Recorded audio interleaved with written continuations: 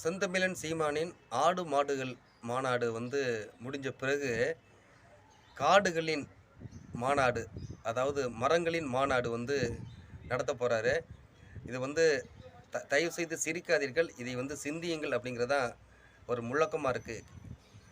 மரங்களோடு பேசுவோம், மரத்தை பற்றி பேசுவோம் அப்படிங்கிற முன்னிலைப்படுத்தி இந்த மாநாடு அமைப்போது. இது உண்மையிலே தேவையான ஒரு மாநாடுங்க.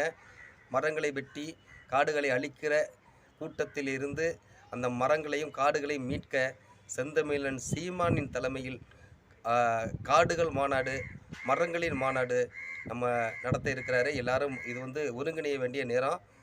இயற்கையை பாதுகாக்கலைன்னா நாமெல்லாம் இல்லை அப்படிங்கிறத உணர வேண்டிய நேரம். இயற்கையின் மேல் அன்பு கொண்ட ஒரு தலைவனாக நம்ம செந்தமிழன் சீமான் இருக்கிறத உண்மையில் வரவேற்கணும். அவரை மதிக்கிறோம். அவரை அடுத்த கட்டத்திற்கு நகர்த்த வேண்டியது நம்ம கடமையாக இருக்கிறது. மக்களே, சிந்தியுங்கள்.